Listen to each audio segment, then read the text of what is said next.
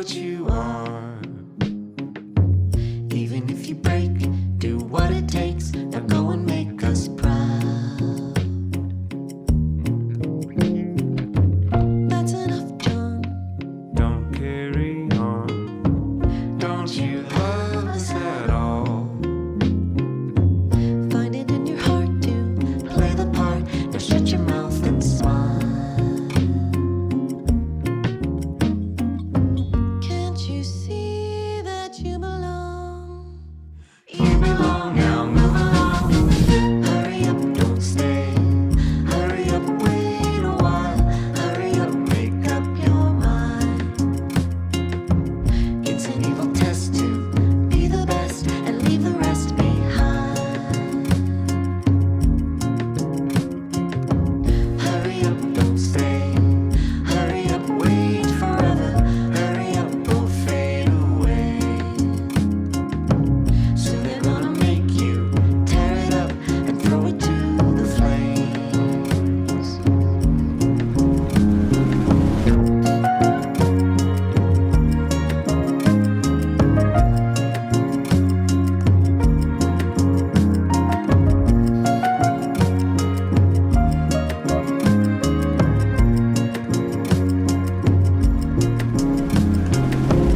Hurry up, hurry up, hurry up, don't ever.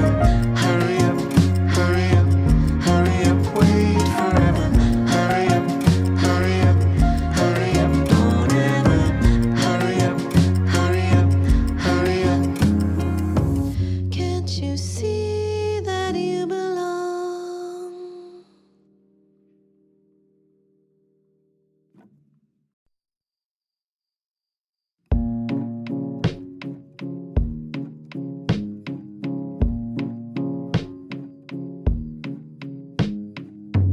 Hurry up, John. Don't go too far. No one knows where you are. Better toughen up and be a man. Play the hand that lies. That's enough, John. Don't stare too long. Girls are starting to talk. Is it any wonder that Marianne never can come by? Can't you see that you belong? Now move along. Hurry up, don't stay. Hurry up, wait a while. Hurry up, make up your mind. It's an evil test to be the best and leave the rest behind. Hurry up, don't stay. Hurry up, wait forever. Hurry up, we'll fade away. So they're gonna make you tear it up and throw it to the flames.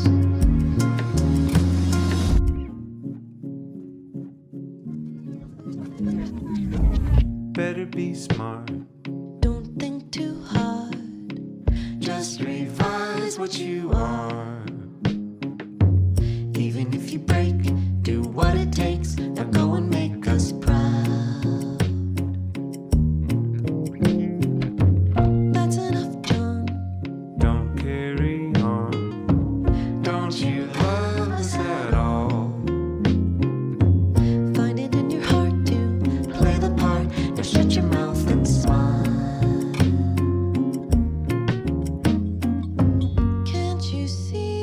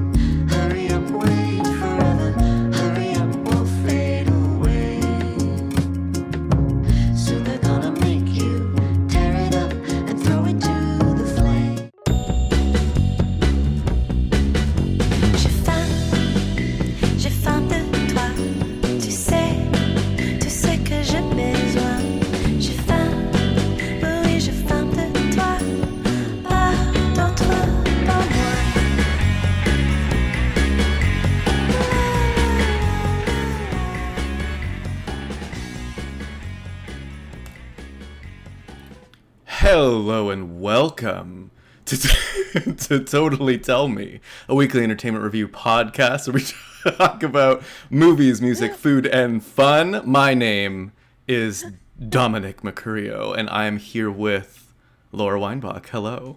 Hello. My first time seeing Dominic for the night, by the way, is right now. Yeah, I did turn off my... Wow, you look beautiful. I did turn off my camera to sort of like make it a bit of like a reveal, you know? Yeah. So here we are. I'm in my witchy little costume, and Laura here, she's sort of in an Wait, what is your... Oh, I thought you had like a blacked out tooth for a second, but Oh. it's actually your mustache Well, it's sort of, you know... or something in the likes of that. I do Okay. have some spiderweb. These are gonna fall off at any moment, but you know we have some. Oh my god, Spider wow, web. that's kind of crazy. Yeah. They're gonna fall off. They're gonna like this one is barely hanging on by a thread, as you can see. The other one looks like it's barely hanging on by a thread. They're both barely hanging on by a thread. Yeah. They're both barely. I mean, they're really not doing too well. Anyways, we are currently live on Wow. YouTube Very and good. Twitch.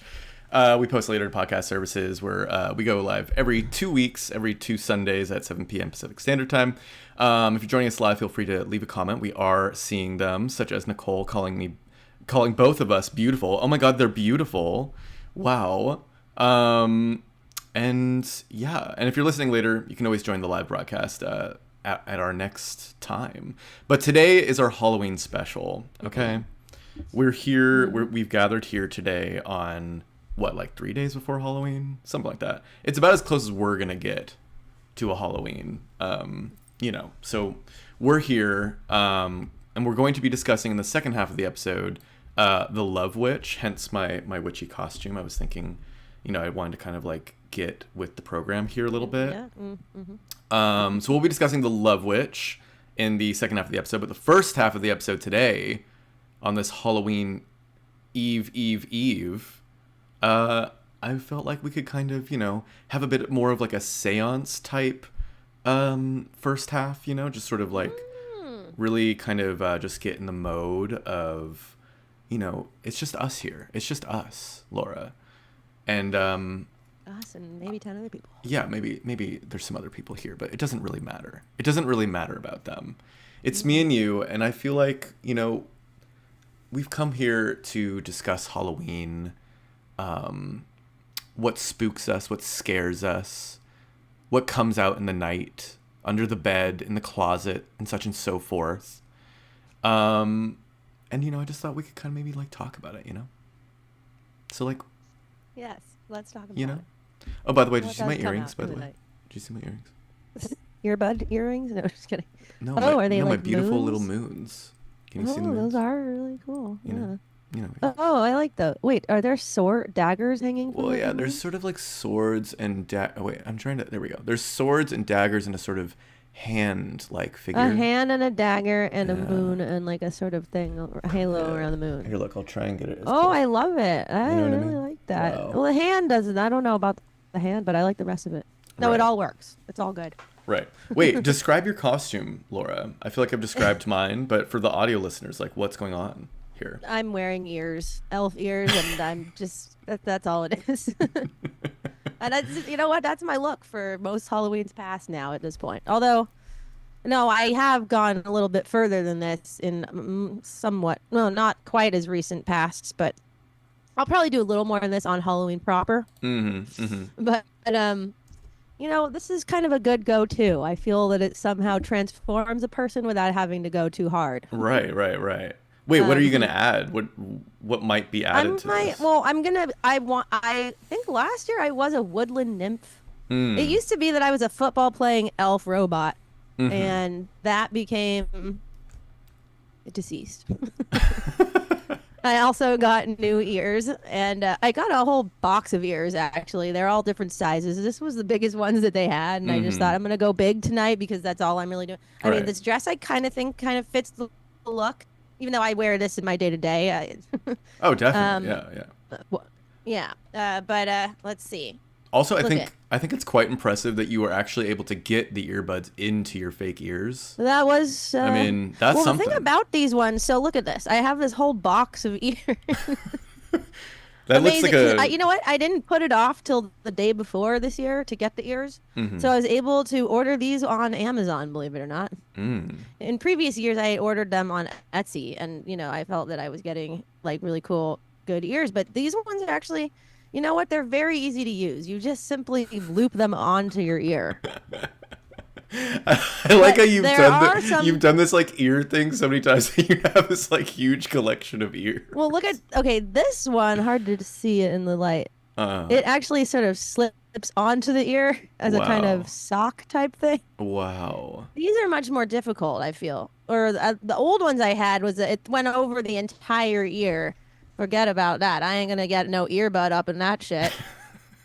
You know what I mean? Right, yeah. But yeah. this year, now I'm starting to get hip to the sort of ear options here. Wait, actually I have an ear option to show you too, but keep please. talking. I'll be right back. So I do love I enjoy experimenting with these ears. When I first saw these, I thought, oh, those look so cheap that it's just a kind of little string that hooks around the ear. But actually, it's a lot more comfortable than the ones that go over the whole ear. No, but let's see. So yeah, I don't know. Maybe I'll do some kind of twist or tweak to this whole look, and add another element to it. Like maybe I will add some kind of football player element or something of that effect. Right. Okay, I have these Yeah. Here's an ear choice for you. You can have these if you want, Laura. Cuz the intention was I went out to a Halloween party, which I'll get into later this weekend, and I dressed as like kind of a devil in a way. And so I got these little like devil ears, like these sort of red ears. These sort But of then you have to be red. The rest of you has to be red, I feel, for it to look right. Decent. So then you have to Well, I had a red cape. all out and wear red makeup and all that, Right. I had a red I'm down cape. though, maybe. And I that's had fun. like little devil ears. And then I had like a red, it was like an orange to red wig, You know what would have looked actually really would be a cool costume is wearing those devil ears, wearing your little devil goatee and doing a whole red face and just wearing a full-on gimp costume, just like a tight black patent leather gimp suit. Right, right, That would be a look right. with maybe with the blonde wig. What do you think of when I do this? The thing about those ears is that it doesn't feel real unless the rest of you is red. Yeah. Look. So I think if you just Forget did it. a regular ear. But you know what? You're making me think. I want to try that hair color on myself and see if I could get away with it. This like platinum white blonde kind of thing. Yeah, is it not for me? I don't know. Well, you could put on this wig sometime that you're over here. I think I really and you want could give to. it a shot, Where did you get that? That's a great question. I got it like 2 years ago, or maybe no, I got it last Halloween. I was this last Halloween as You well. were? Yeah. This is a Why repeat. did I not This is a know that? repeat. I guess I never Wait. showed you. I don't know. I thought that you came over to my house on one Halloween. Well, yeah, Recently. probably, but that might have been 2 years ago. But yeah. You just said you wore that 2 years ago. No, I wore this 1 year ago. I debuted this last year. At that was okay. there was like a SF film costume party, and then there was a I think I was at another time. Like I think we just went out to a party or something. Like a friend's party. I can't remember. But anywho. But yeah, like there was a party this weekend too, that I Yeah. went to. Talk about it. It was at Oasis, which is a drag. Typically, they do drag shows. It's in Soma in San Francisco, and went with a few friends. They were doing like a big kind of Halloween costume / drag show thing, and then they had like kind of different stages that were happening. They have like a rooftop area, and then they have like a space, like a main kind of space indoors as well. And yeah, it was awesome. I went as that kind of devil figure that I was just describing. And yeah, it was pretty cool. It was like there was like fire dancing on the rooftop, which was pretty sweet. And then here's the real thing though. The best part of the night was the drag performances, and one of the drag performances was The Substance. So like inspired by the movie The Substance. The queen came out like dressed in that big yellow coat, like the Demi Moore yellow coat, with like the long black wig, and then like and like the big sunglasses. You know what I'm talking about? Uh-oh, you're frozen. Okay, what? I'm frozen. Not anymore. Oh.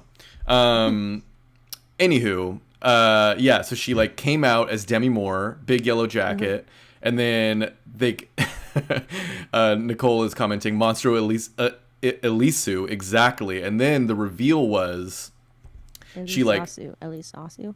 Well, remember, well, I guess it's actually I should probably say this is slight spoilers for the film, what I'm about to say. So if you haven't seen The Substance and you care, just tune out for like a minute or so. So quick spoiler warning. But then she transformed into the Monstro Elisu of the ending. Like the hanging boobies and like the extreme makeup kind of situation. It was hilarious. I loved it personally. It was very camp, dancing to Charlie XCX, 360. By the way, Laura, has Charlie XCX gotten to you? Has it reached you? Not really, no. I've been hearing this band's name quite a bit, and I'm just not really hip to it. Well, it's just a single woman. She goes by Charlie sorry. XCX. Okay. She's like pop. Yeah. It's very pop, but it's actually like pretty fun. I mean, I'm kind of into it. I don't know. I don't know if you would actually be into it, but I'm just curious if it had reached you, because I feel like I've definitely been hearing the name, so Right. I probably should check it. In fact, I was actually meaning to check her out. Mhm. I guess now that you tell me it's a she. I didn't know that it was. I guess I thought it was a band, to be honest. yeah. But no, I got to check it out. I got to check them out. Right. So you think I'd like her? I don't know. To be honest, I'm not sure you would. But I think that she does make some pretty interesting pop music, but it's still heavily Is it like pop it's like music. more kind of just like mainstream? So It is and it isn't. Like it has a lot of mainstream appeal, but I will say that it's like a little more like hard hitting and yeah, like I guess slightly edgier than your normal pop. But I mean, like this new album is mega successful, and I actually think it's her best album. So I don't know, could be worth. You know what I was thinking about? What happened to Lord? Lord, well, she's on the Charlie XCX album as a feature. Oh shit! Really? That's funny. And her I song's was pretty just fun. thinking about her. How like what happened to her? Do you like She Lord? was just and what happened to MIA? Oh, you don't want to know. Well, we'll get to her in a Wait, second. really? But do you wait? Do you like Lord? Kind of, you know. Okay, so look, if you like Lord, then I you get might. it, you know. I get it. I'm not gonna be like I'm not like obsessively like buying the records or anything like that, but you know, I mean, I can get into it to a degree. Okay. Well, yeah. So Sure. I feel like if you like a Lord, which I would also consider, it's like obviously pop, but it's like Right, got but a little there's some something to elements. it. Yeah. Then I think you could like Charlie XCX because it's pop, but it's got a little something to it, Or like what's her name, Grimes. It's kind of like a little Grimesy too, It's like a little I'm like a dark fan. electro kind of Grimes. stuff, By the way, did we already talk about the Grimes Coachella mishap? The Grimes coach. Oh yeah. Oh, when we did. I don't know if we talked about it on the podcast, but Oh, okay. we could brief Yeah. it. We could brief it. What are your thoughts on all that? We'll summarize it. Like what did she say again? I kind of forget actually. She just like had to basically like breakdowns kind of in the middle of her set and was not handling it well, and it was kind of embarrassing.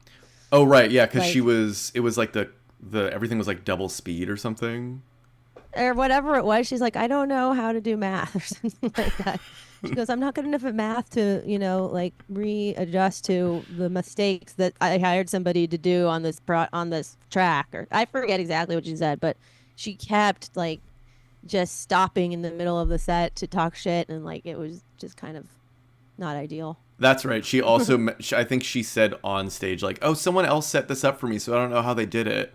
It's like I outsourced all this, and it's like they totally fucked up, or maybe she didn't say fucked up, but it was It was cringy. Actually, say it that. wasn't. I'm now remembering. It was like in tweets afterwards that she said that part. Like she tried to basically put the blame onto No, someone I else. think which she was, like- actually said stuff into the mic out loud. Right. I know she was frustrated, but yeah. Yeah. Anyways, but yeah. I mean, look.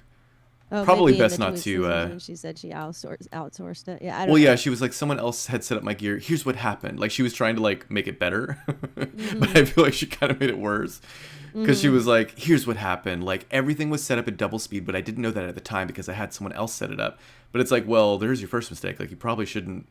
You should, if you have someone else set it up, like you should also double check it, and like you shouldn't just like walk out onto the stage, like never Well, I also having. think that I don't know anything about the whole thing, but like, apparently other DJs were like, her issue is very elementary, and like the fact that she couldn't figure it out is like telling of how not Well, but also like just she's how amateur, I guess. I don't know. Yeah. And People she's were not, talking like- shit. I mean, yeah. I wouldn't call her amateur though, because she's obviously a Neither pro. would and she's I, but amazing. I also felt bad. I actually felt bad for her. It's just because I feel like, God, just imagine being in that situation and there's just all these eyes on you and you're just falling into this hole that you keep digging yourself deeper into. I mean, I could totally see myself doing that, you know? Yeah, yeah. And then just being like, oh, what did I do? You know? And then just trying to come out of it in like any kind of graceful way. It seems very difficult to do, you know? Right. And also she's just like not really a DJ. Like first and foremost, she's not a DJ. Right. Like she's a musician. I'm sure she's like playing to clicks and stuff, but I don't think she's often doing what she was doing at that particular show, which was like more of a DJ set or something, right? Like I think that was her experimenting with know. DJing, but she doesn't I think- usually do that. She was like basically playing beats that she made and singing along, as a lot of artists do. Isn't that kind of the idea? I mean, I don't know. I But don't really she know exactly what does- she was doing. I think she considers herself to be a producer. Well, yeah, I while. guess does she produce her own music? I think that she does. Yeah. Oh, Okay. that's pretty I don't cool. know. Maybe I'm talking shit. I don't know. But I think that she makes her tracks and then she, you know, like yeah, she pretty much produces them. I know she writes them for sure. Like she's you know, she doesn't like hire out the writing, which is, you know, always nice when like when the pop singer actually is writing their own songs. I often feel like you are getting a bit more of like something special in there, you know? Well, it's funny because I don't think that I saw her as like a pop singer before. That's obviously kind of what she's become, but I think that she Weird Artifact says, I like DJ Tanner. Me too. From What's Full House. that? Oh, okay. DJ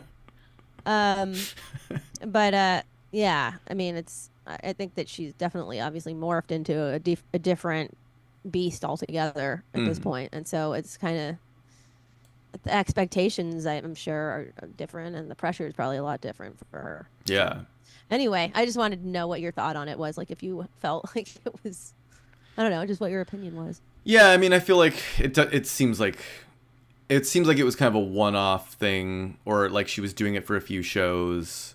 I don't expect that she would be, if she does that again, I think that she's probably learned her mistake, you know? So like, Well, I don't she know. had a round two the next week, and apparently that went fine. Yeah. So I don't know. I think that she prefaced it And she's was, cool, you know, "Let like, I the like her." redemption set begin. Right.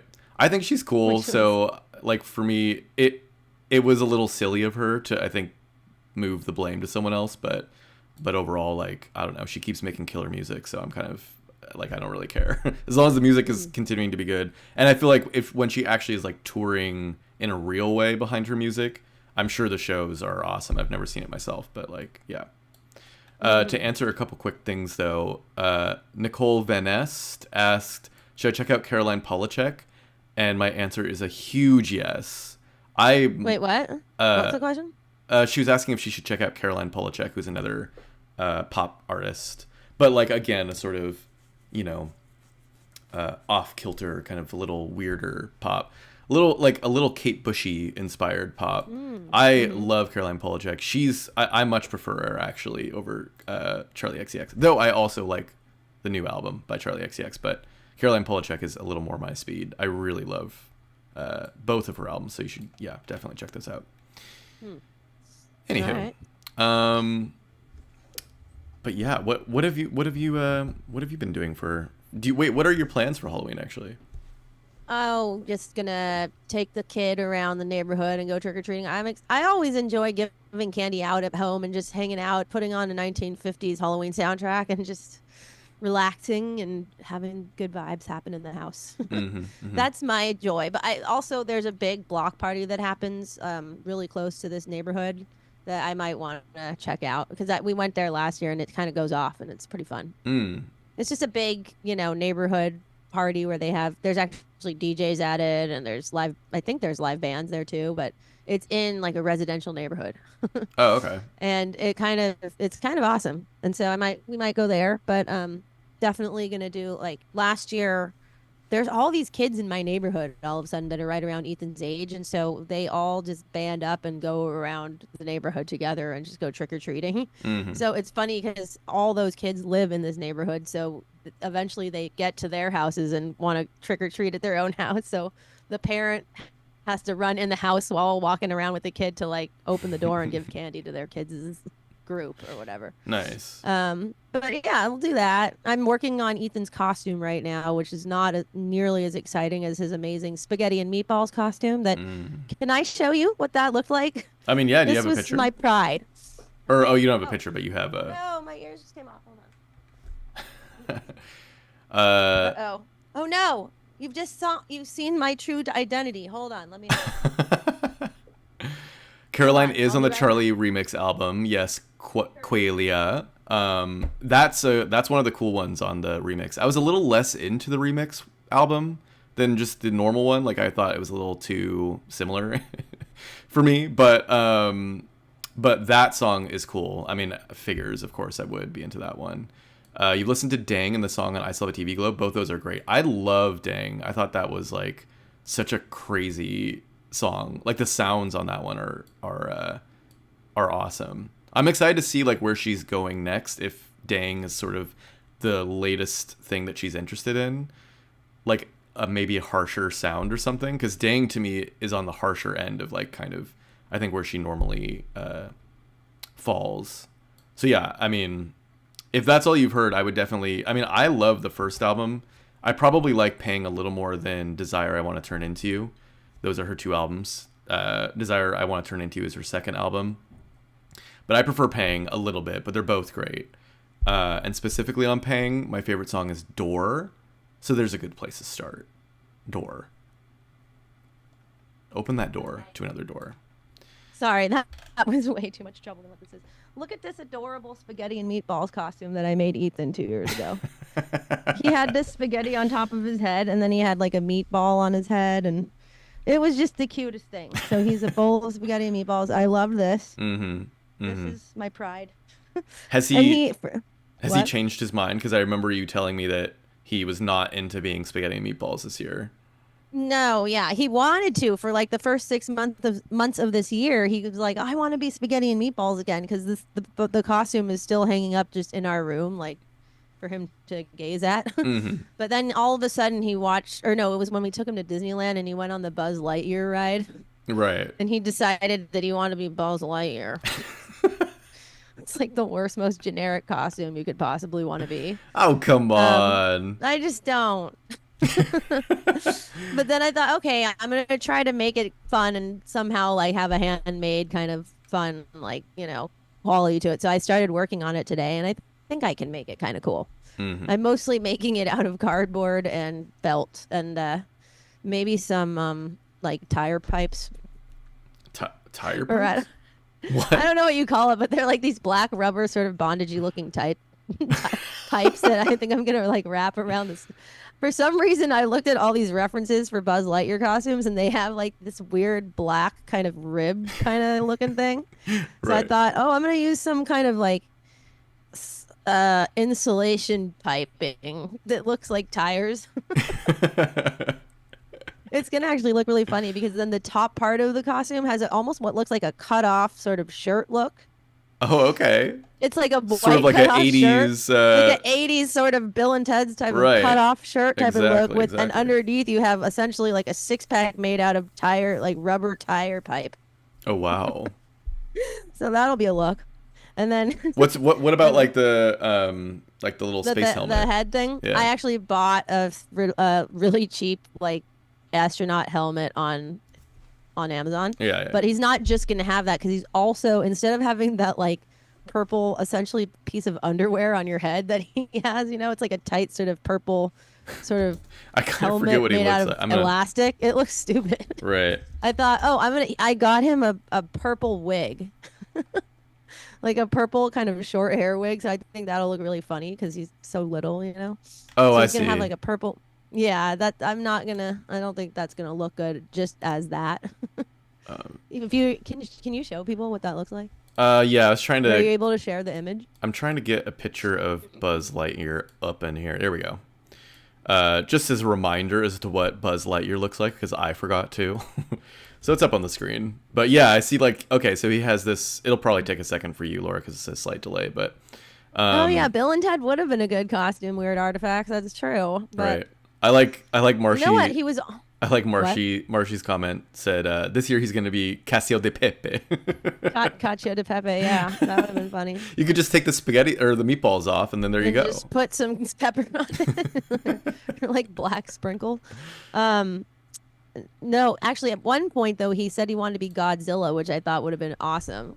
Just like a giant gorilla costume on this little tiny little guy, and then have like a little airplane flying. Somehow I would make an airplane that was sort of looked like it was flying around him, and then maybe some kind of little figure of a woman like on his shoulder or something.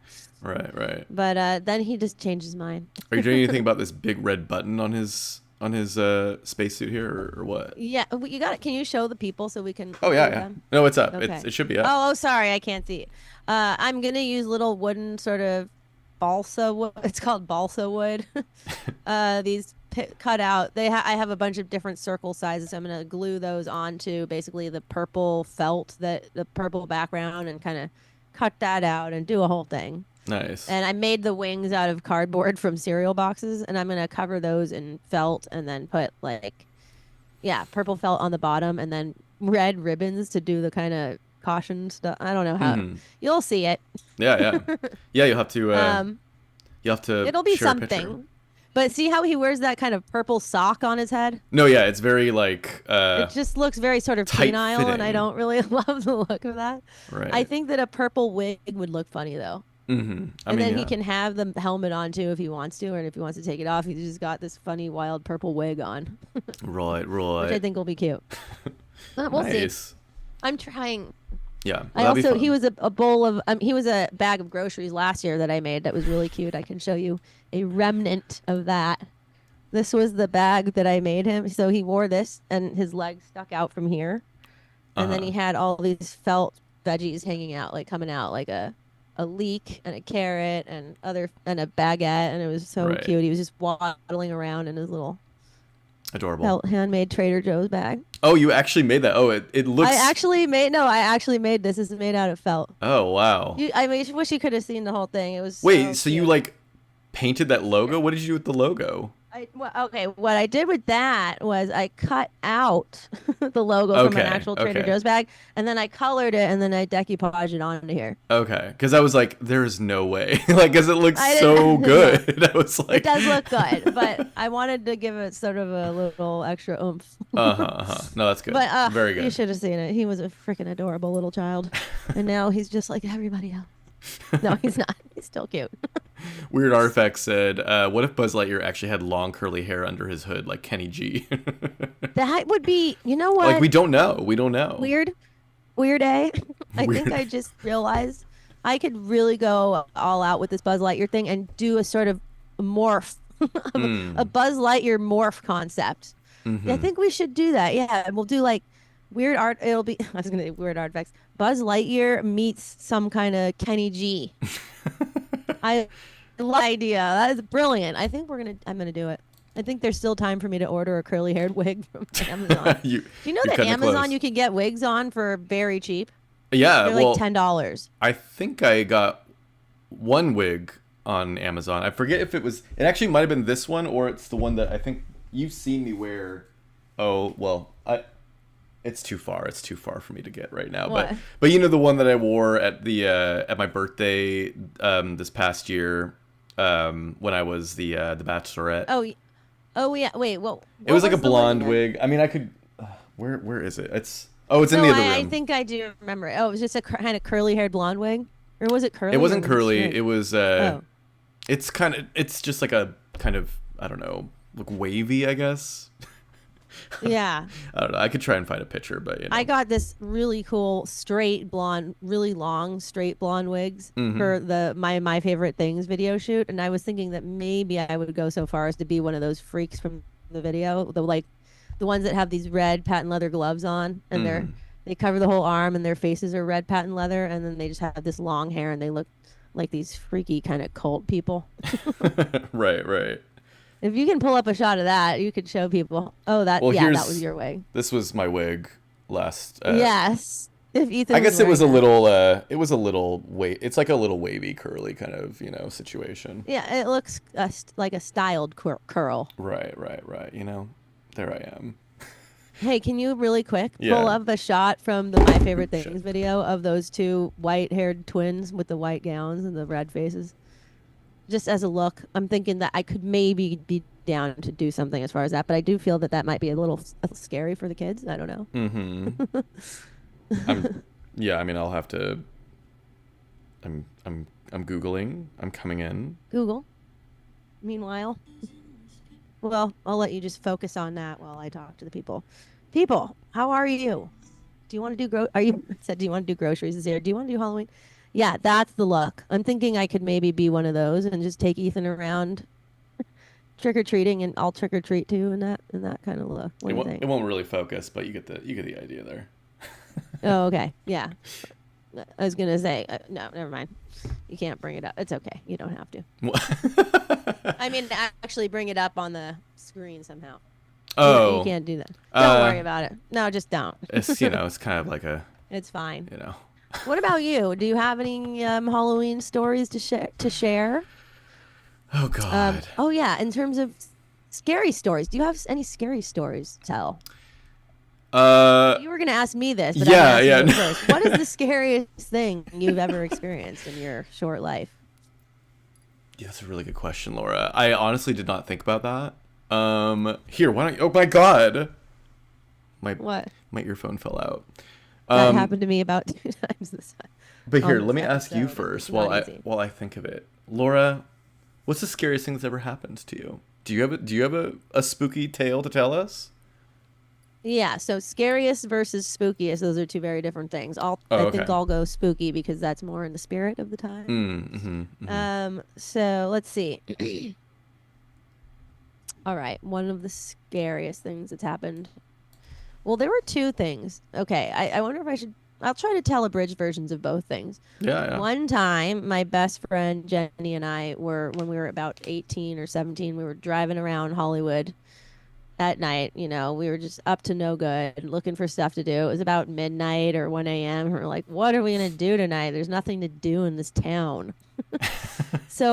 But amazingly, there were so many cool things you could do at that time that are no longer in existence. I mean, maybe there's other things that are in existence that I don't know about anymore, but during that time there was this really cool hotel called the Knickerbocker Hotel that was apparently a very haunted hotel. It was inhabited by a lot of mafia people during the I guess maybe 50s or up until I don't know when, but a lot of people had been murdered there.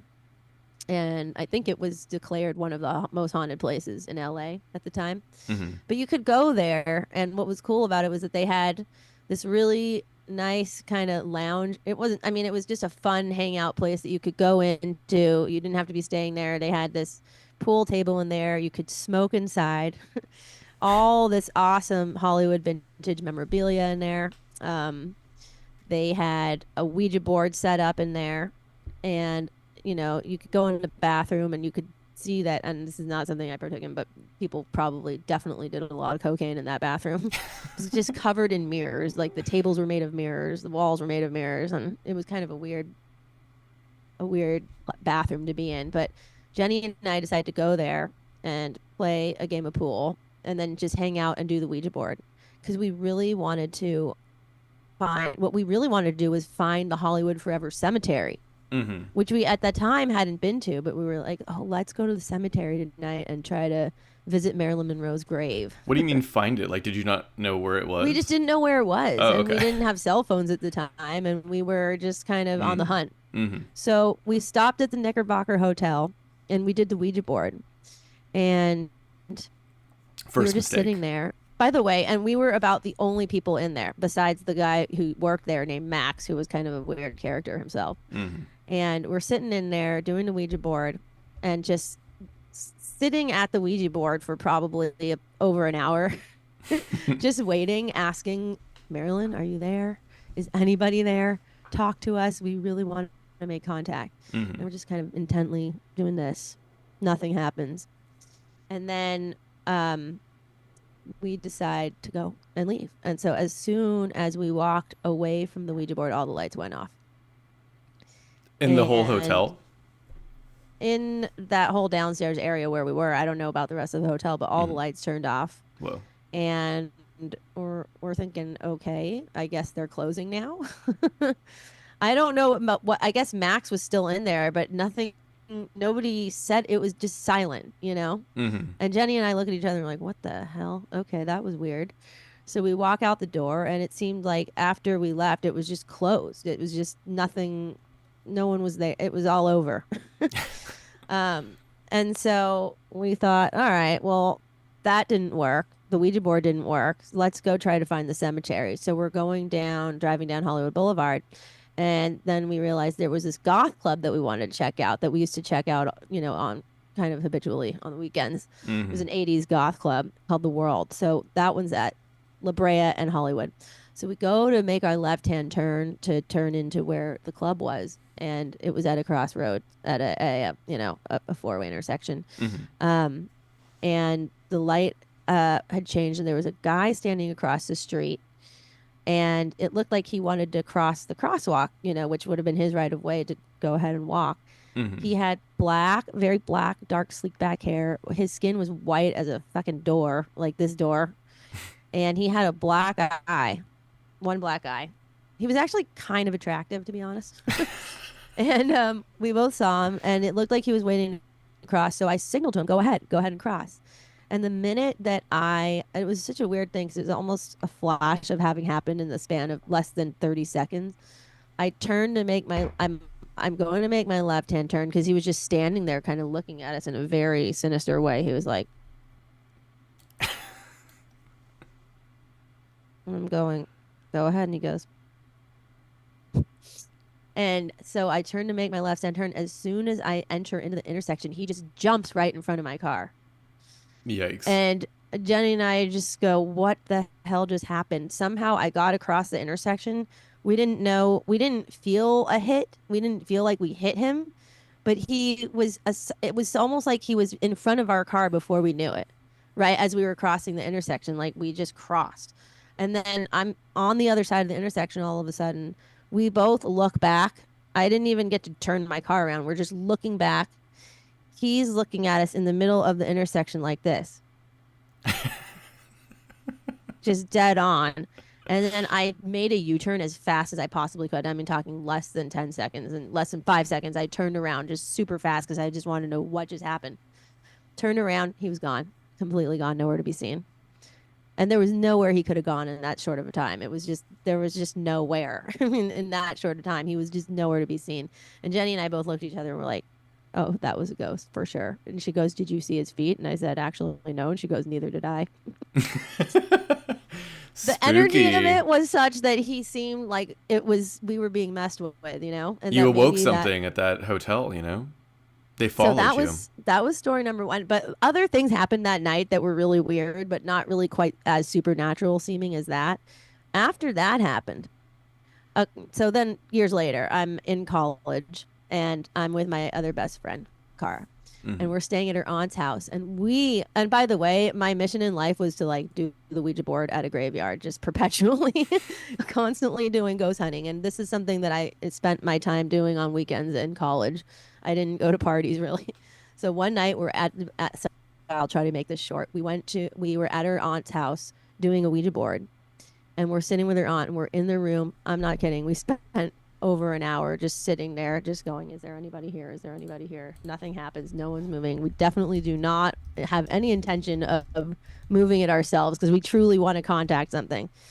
Her aunt was like, I'm going to bed. This isn't working. After, 45 minutes, she was over it. And Cara and I just stayed in the room. We're like, let's just keep trying. So we're sitting there. Nothing's happening. And then all of a sudden, the frickin' pointer thing just starts flying across the board. It was like a wild animal. I'm not kidding. It was just flying across the board. And it just started spelling out words in Arabic. Straight up Arabic. Really? Well, did you Which figure out neither of us speak. And we at the time we did have internet access. So we were looking up what these words meant, and it meant something like a lot of it was like go away or you're not welcome here or things like that. And she was asking it questions and then at a certain point, both of us, we had our hands hovering above the thing, but we weren't even touching it. It was just going.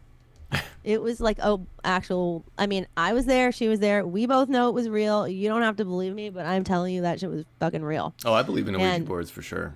Yeah, and then we started talking. Then at one point, it just started flying across the board and going, and it was going over you know how it says goodbye on the bottom? Mm. It just kept going, goodbye, goodbye, goodbye. And then we would go, okay, I guess it doesn't want to talk. So we put it back. And then we look at each other and like, we cannot stop this now. It's alive. Let's keep talking, So we took it out and then we said, can you please talk to us? And it just immediately just raced over. No, it was just pulling away from us. You could just feel it. It was like another person was actually tugging at it away from us. Mm-hmm. So that's, and there were other things. And it was answering weird questions that only Cara would have known. She was asking questions about herself that only she would have known. I certainly didn't know the answer. And then it was actually saying the answers. And I know that she wasn't doing it because I could see the thing just being pulled out from under her fingers, Mm-hmm. And it was trippy as heck. So that was creepy. Yeah, that was that. And I mean, I've had other experiences too, but that for me was that was the first time I truly was like, okay, something's real. Mm-hmm. Something is here. And then we also found out too, the next morning we told her aunt what happened and she goes, well, there was somebody that died here the month before they moved in.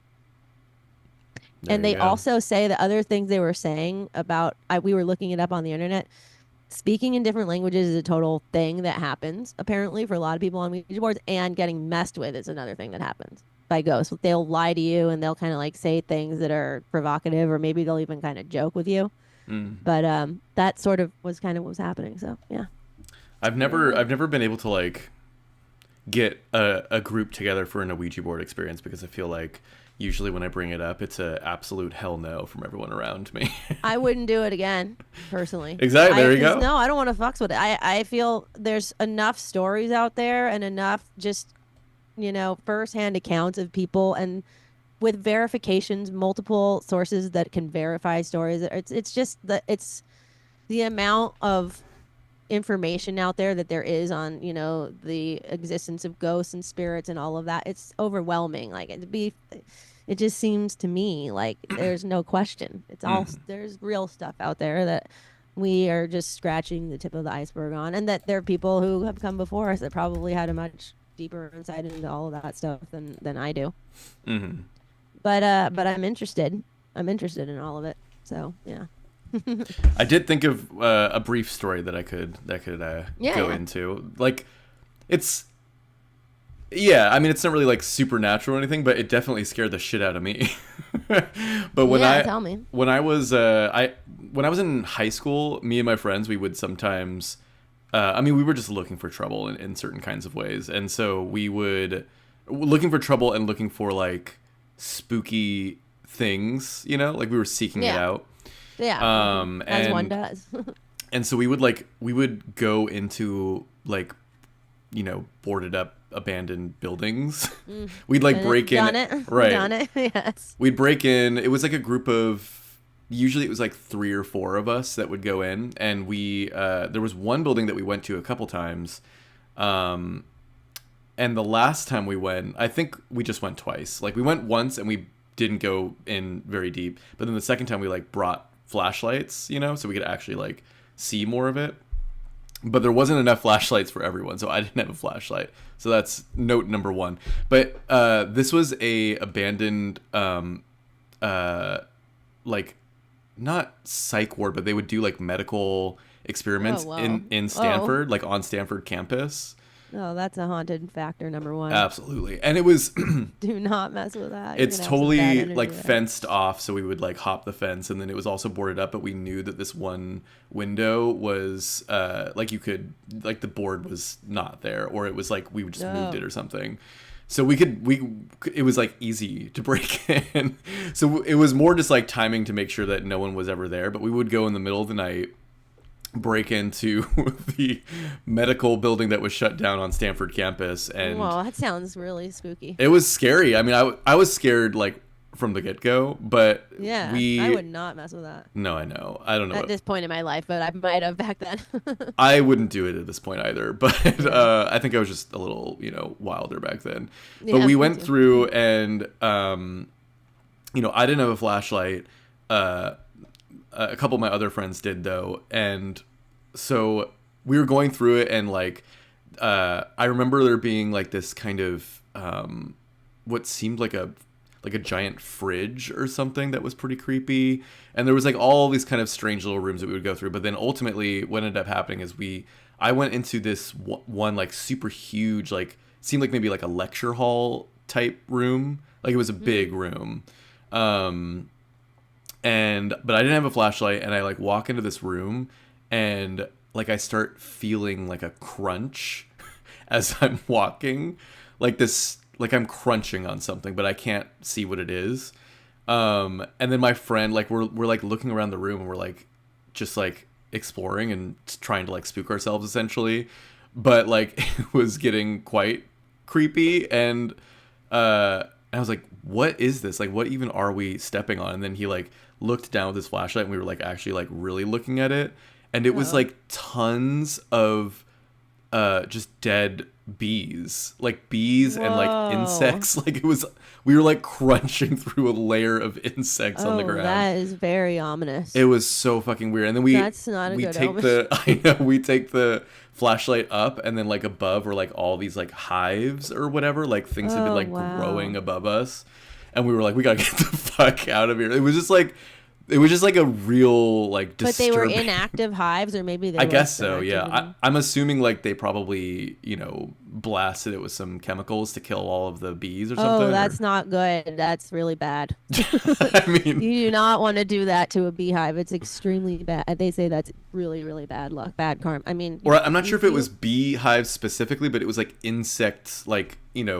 Oh. like little layers. I mean, it was nasty. That reminds me of an interesting story I'll tell you in a second, but it's about bees and how they are very like attuned to not just each other but people, and there's a lot of information about it, but go ahead. Mhm. Oh no, that's Keep pretty much going. the end. Like I ran the fuck out of there. I was like so scared. I was like, you guys, I don't want to be here anymore. And so I left, I think, with like one other of my friends, and then like the other two like stayed a little longer or something. But it just like spooked me. Like, I don't know, it was just like dark and creepy, Yeah, no, that's crunching. very, very, very good reason to be spooked. I would not want to be in a place full of dead bees. That Right. just sounds like they're gonna not be happy about that. It was just starting to get too weird. And like there was like stuff like written on the walls too that we were seeing.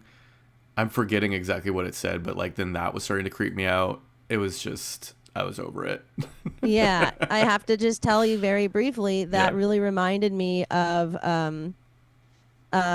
this. Okay, so I'm obsessed with this podcast right now called The Frightful Howls You May Hear, and it's an occult podcast. It's just everything. They just cover all subjects pertaining to occult, and they do they just do kind of, not, I wouldn't say deep dives, but they give you a lot of information about various elements or aspects of folk magic practice and just occult related things. And one of the episodes was about this really interesting guy who I think that you would be really intrigued by. I'm trying to remember his name. It's Thomas. Oh my God, hold on, I'm telling you right now. I need to tell you this right now. He was a guy who was a politician, but he was around during the 1900s, like early 1900s, through basically like the 60s or something like that. And apparently he was very involved in sort of occult magic, and he knew Aleister Crowley and people. He had he did a lot of crazy. So he's also like a famous gay guy who he was hooking up with every fucking guy under the sun, but he became very prominent. And this was at a time when being gay was very illegal, in England. I mean, he was from England, Mm. and he was also not the nicest guy. Oh, Tom Dryberg. Mm. But what reminded me of him was this episode. You got to listen to it. It's a great episode about this guy, and how he, the fact that he was involved in kind of magical practice really kind of shows up in his life patterns. How he was just always able to kind of not be. He never really experienced any repercussions or consequences of everything that he did was so not allowed to be happening, and he managed to just escape punishment every time, and he had all these kind of protecting elements that were enabling him to just get away with so much crap. But his mother was a beekeeper, and she was just upset. She had these beehives that she was growing outside of her bedroom window towards, I guess, the latter end of her life, and she apparently loved these bees, knew everything about them, could tell you all just manner of information about bees and what they do. And she talked about how they communicate with each other, everything that goes on like around them, including what goes on. It's a whole thing. There's all this lore about bees out there.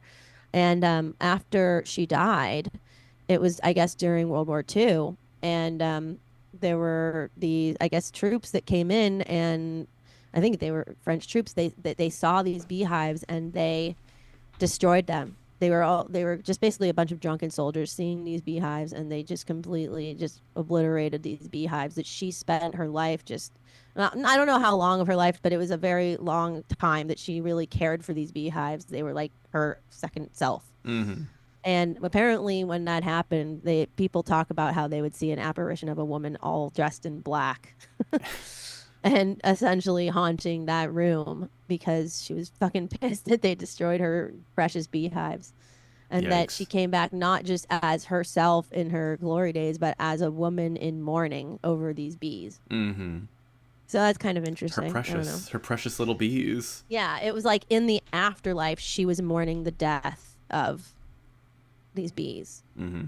Well, look, you got to protect the bees, even today. Yeah. I mean, today more than ever. I just find that to be really interesting, I mean, anyway, you should listen to this. You got to check it out. 6 Degrees of Tom Dryberg.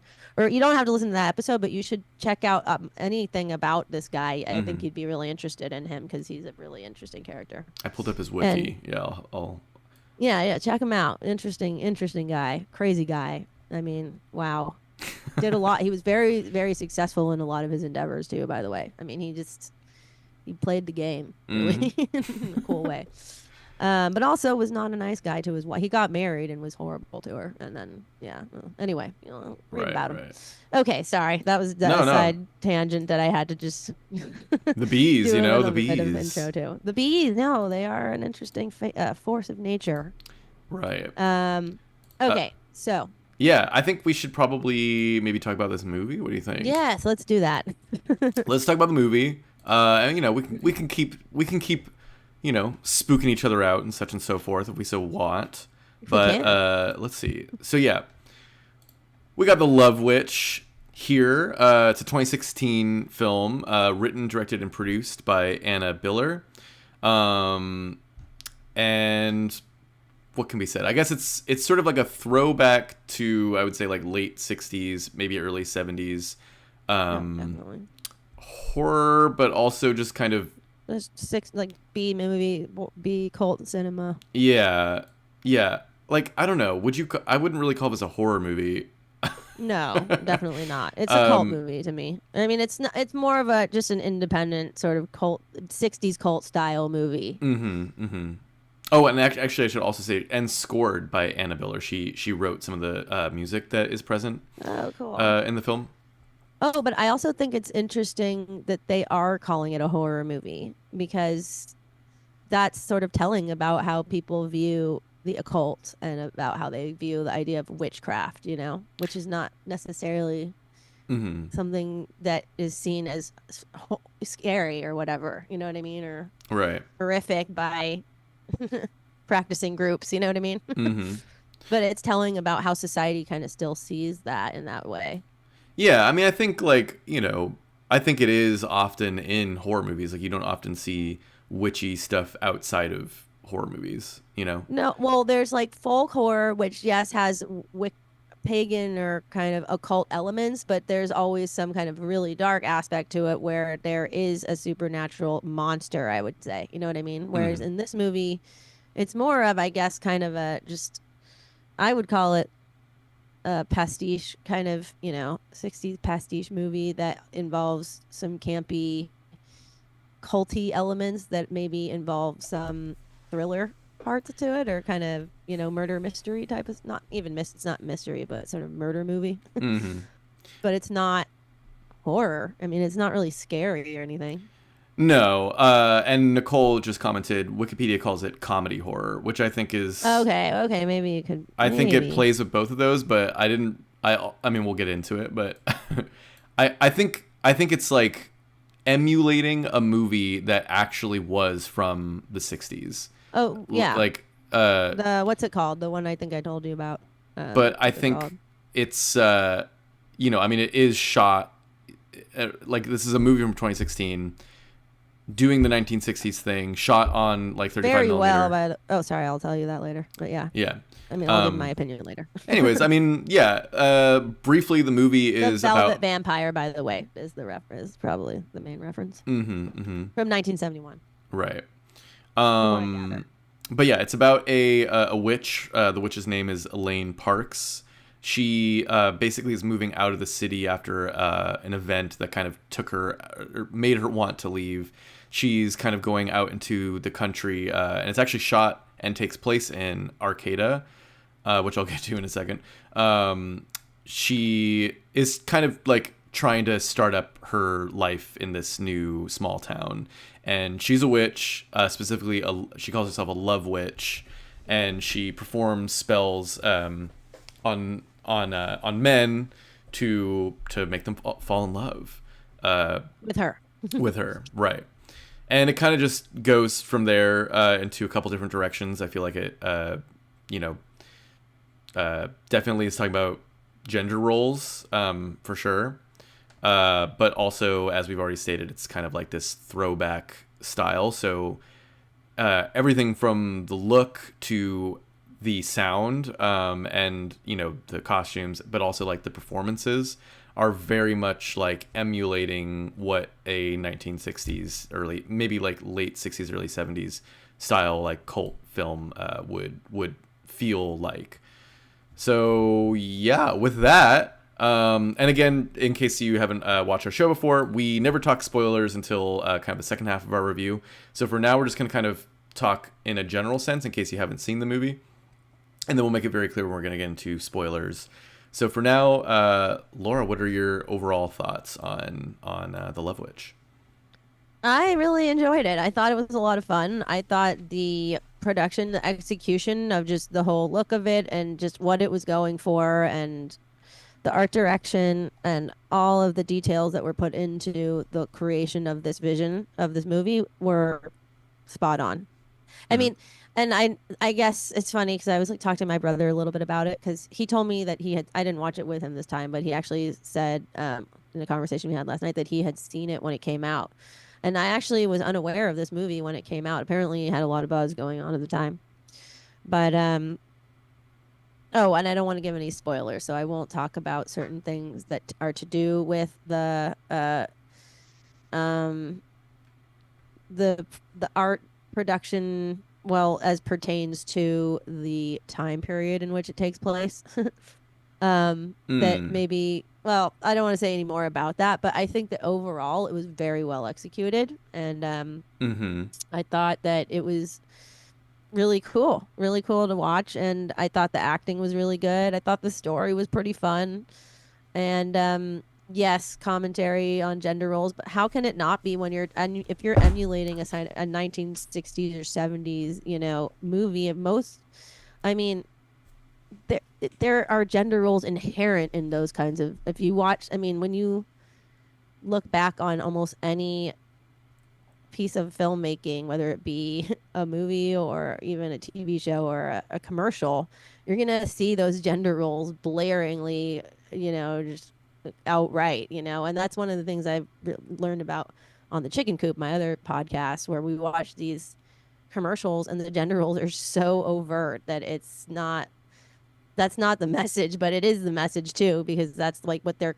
I think that's what they're trying to convey subliminally, but it was not even subliminal. It was just assumed, you know what I mean? But I guess in that regard, maybe the movie is trying to also kind of convey that those gender roles haven't changed all that much.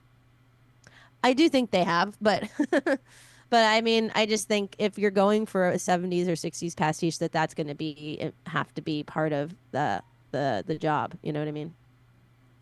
To kind of have those kind of gender roles, you know what I mean? Yeah, Explicitly. but I also think like the content, it being about like this witch, opens up like, oh, she's a love witch, and so it kind of puts her in the powerful position, the more powerful. right. Well, yeah, we'll get into it, but yeah, keep going. Sorry. Yeah, no, I mean, power. Yeah, I mean, we can talk about that too. Yeah, for sure. But I know. I mean, overall, I was entertained. I thought it was fun, and I thought it was really cool to look at. And there was a lot of fun, actual, occult things that were included in this movie that were, pretty fun, actual things that are real. That are real, like, parts of Wiccan practice that are kind of interesting. That I've been learning about just because I've been listening a lot to this podcast, things that I didn't know about before that were totally in this movie, and I was like, oh, that's that. So I don't know. It seems like that when they made this movie, they actually did have a pretty extensive or moderate knowledge base of occult practice and pagan practice. So I thought that was kind of fun. Yeah. I don't know. What do you think? What did you think? Well, I totally agree with you that from a production standpoint, like the emulation of the 1960s style is really well done. Like many times in the film, you could be fooled into thinking that it's like a film that's actually from that time period. I don't know. I'm thinking that maybe what you might have been hinting at with the production, some of the production design is something that I kind of have a problem with, but maybe I'll just save it if we're gonna kind of dance around that. It might be kind of a spoiler. I don't know. But for the most part, because I wasn't expecting that when I saw the movie.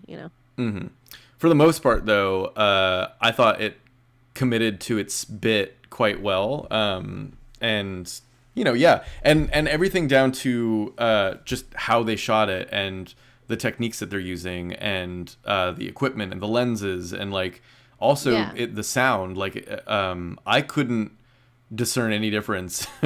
And the kind of inconsistent editing, all right. the kind of funny intentional like editing faux pas that were in there were kind of funny. Yeah. You know what I mean? Yeah, and also from, like, just doing incorrect editing technique where you show one person doing something where they're like unzipping a boot and then it cuts to the wide and it's like both boots are already unzipped. Or things like that, or showing it from the wrong angle. It would like things that don't make sense technically. It was chock full of that kind of thing. Yeah, and I thought that the sound actually was really cool. Like, I don't know if they used mics from the 60s or something, like equipment from the 60s, but if they didn't, I mean, it could have fooled me because it sounds like exactly like a 1960s film. Like, it's mixed and utilizes the same effects of a 1960s film. So like all that is really impressive to me. Like, it's just cool, it's cool to see. But like content wise, I was like not that into it, I must say. Like, really? I just kind of felt like I actually felt like the discussion of I guess what they're getting at with like gender roles was pretty clear from the get-go. Like, oh, okay, you know, it's emulating 1960s, and so they're kind of getting into this whole thing.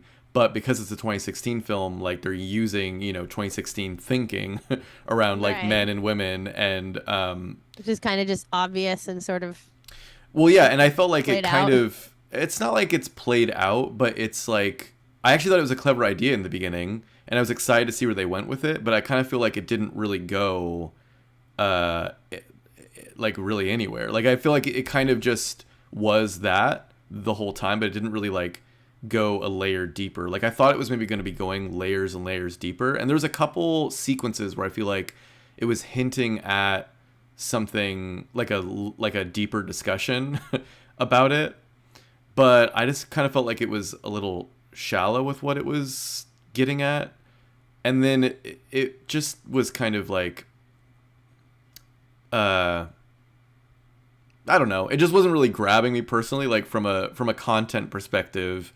Outside of its aesthetics, it was not like that much of like my thing.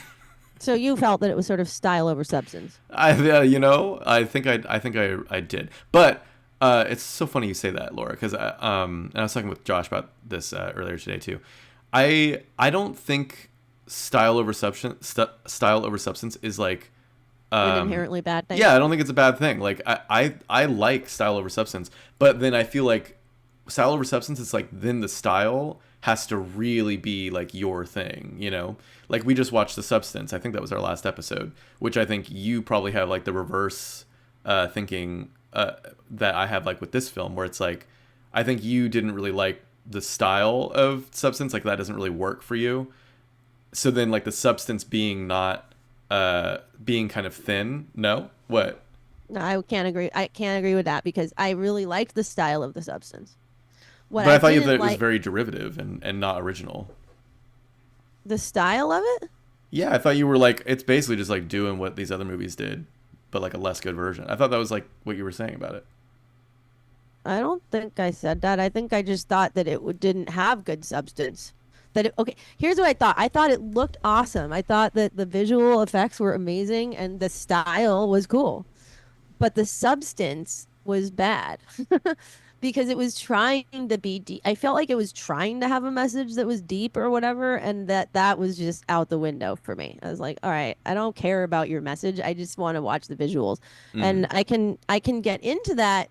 Here's the thing that I liked about this movie, and I don't about the difference for me with The Love Witch is that I personally didn't feel, at least in a deep way, that the message was being pounded into my head throughout the movie.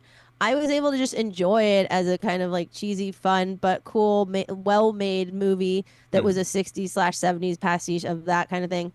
And the fact that it kind of deals with witchcraft, I find fun. I just love any kind of movie that deals with witchcraft, pretty much. Not any. Okay, no, I really didn't like The Craft, to be honest, but but I like movies that are kind of in the folk horror or the folky. Well, this wasn't a folk horror genre by any means, but I thought it was fun that it dealt with this woman who's like casting spells. And just, you know, it also just looks great. She looks great. I don't know. It's a fun, to me, I could just kick back and relax to it. I didn't need it to be very deep at all. Well, I think But it's the intent. substance, on the other hand, feels like it wanted to be deep. And I'm like, no, it's not. I don't think. See, that's what I kind of disagree with, though, because I don't think it Really, was. it felt like it was trying to be. I don't think it was like I think it's like a cult classic in the making. Like I think it's like it is kind of that cheesy style that you see kind of present here too, to bring it back smells a to little preachy. It's when a movie feels preachy, that's the problem for me. You know what I mean? When it's not actually deep, but it thinks it is. right. But it's just interesting because I feel like this movie was what you're talking about. Like I just think it's different styles. Like I think the style of this movie, like the subject matter of this movie is like way more your thing, and then like the subject matter of Substance is like way more my thing, you know? Well, I mean, I don't know. I liked the subject matter of the substance. I also, like I said, loved the visuals. Right. Well, I love the visuals here. Love the special effects. But anyways, to take it back to the Love Witch though, I also guess like the it's- movie yeah, is intentionally like bad, you know? Like it's sort of like Yeah. it's like it's a real kind of send up of these 1960s like B movies, like they're Pastiche. not good, you know? Yeah, And for so sure. for me, like I don't think I have a lot of You're just like not drawn personal to that. nostalgia for Okay. like the bad 1960s That aesthetic. films that it's kind of like riffing off of. Like I would rather just watch like a real like an actual one, you know? Like there was something about it where it was like, and I just think it's because I don't have it's like a nostalgia play or something for someone who doesn't have that nostalgia, you All know? right, fair enough. Like it wasn't really working for me. I hate to Yeah, say I it. would actually. I should watch that 70s movie though. The Velvet. What's it called? Velvet Vampire. I think is what it's called. Oh, I don't know. I mean, I would be down to check that out. I just I haven't. But like I like 1960s cult movies, but I would consider them good movies. You know, like The Wicker Man or something like that. That's like, well, that's a classic. Come on. well, yeah, but That's not a bad movie though. no, I know, but I guess like the films that this felt most similar to me that I like would actually feel like I do have a connection to. Like I think those movies are actually good. And so then like I don't think I have like a lot of I just don't think I have like a lot of nostalgic memories. Have you ever and watched 60s porn? 60s porn? Yeah, or 70s porn? Like I've seen like bits and pieces, but definitely not like Oh my god, it's so like I feel like funny they and surely terrible. they play that at the gay bar sometimes, you know. Like I've They seen must. I've They seen used some to very play hairy it- men. They used to play. Well, there was the first club I ever played my first show at. That was a weirdly redundant statement. The first club I ever played at before. It's called the California Institute of Abnormal Arts, and they had apparently a dead clown and a glass coffin there and things like that. They would also be projecting like 1970s porn movies just on the wall during, when people be walking into the kind of foyer area. And so I remember just seeing that thinking, this is so, I don't know if I had ever really seen a 70s porn before being in that club, but I just thought it looked so funny and just ridiculous and how not hot and sexy any of it was. And how goofy the guys looked, with their penis, their schlongs hanging. No offense to the male form, but there was a kind of silliness to all of these penises flapping around and these men just acting like they were all free, but actually there was just something funny about it. I hope that's not offensive, but I mean, also the women too. They're all just playing volleyball and like being naked. And anyway, and the editing very bad. So I think that there was some part of that was part of this movie too, just the kind of funny campiness of a kind of, 60s or 70s, not quite porn. I mean, kind of cult, but borderline kind of porny type of thing. You know what I mean? Yeah. Yeah, and the which- acting was very on point. Like they yeah. did a great job of emulating like bad acting. For sure. Like Oh my God. cheesy bad acting. Especially the one who played her kind of coven partner, the other woman who was in her kind of witch group. Who goes, you should really be careful about doing love spells. Yeah. She was so bad. She goes, the way she was executing her bad acting, I thought was really good. But I actually thought the one who played the Love Witch was really good as an actress, actually. Yeah. No, I thought she nailed that thing. But yeah, it just But like in wasn't a way, it almost didn't even seem like an actor's playing a bad actor. It just seemed like a good actor. right. You know what I mean? Weird Artifacts is kind of getting onto something too that I was gonna bring up before we also get into spoilers, which is like it wasn't funny to me or scary. Not like I think it's really? trying to be scary at all, but I do think it maybe is trying to be like kind of funny or something, or like I because thought it it's was so cheesy, like you would think it's funny, but like I didn't find it funny like at all. I just was Oh kind of my like, God, I did. well, like I got it that like they're acting bad and like the things that are happening are like really stupid and silly and like cheesy and like emulating what women would do in movies around this time. but that are like ridiculous. Like why were we, it's like, it's more interesting. It's more just like, wow, it really is weird how gender roles were, in these films. But it's more just like, okay, interesting. But like, I'm not like laughing. Oh, really? See, I actually did laugh out loud when they first introduced. Oh, I guess we did get into spoilers at this point, right? No, no, but we we could go there pretty Oh, soon. okay. Yeah. Okay, maybe we should just go there. Sure, yeah. All right. I mean, and I feel like maybe I'm sounding more down on it than I mean to, because it's like I was like, I was moderately entertained. Is how I'd I describe have it. to say there was one part that I actually laughed out loud at, just thinking this is hilarious. This guy. I'll talk about it after we get to spoilers. But anyways, should we announce that? Should we Yeah, just say yeah. we're on spoilers. Yeah. So we're gonna start talking more specifics about the film. So if you care about spoilers, and you haven't seen the film, now would be the time to tune out. But thank you for watching up until this point. Otherwise, just keep on listening or watching. Yeah, we have a little spoiler warning up. And yeah, do you want to talk about that specific thing that you? Okay, for one thing, so the first guy that we see her kind of encounter, so our main protagonist, played by the one who plays Elizabeth. And Right. I'm so sorry, I should know her name right now, but I do. That's fine. Know it offhand. Samantha Robinson. Samantha Robinson, great actress. Her first victim is this really funny 70s out guy who's a lit professor at a school, and just his whole energy and the way he did that character, oh my god, I was just laughing out loud. And when she first starts kind of seducing him in his home in the woods, he I guess she starts doing this sort of striptease, and she throws her underwear at him, and he goes the way he laughs at it, and is just, I felt that was truly laughable.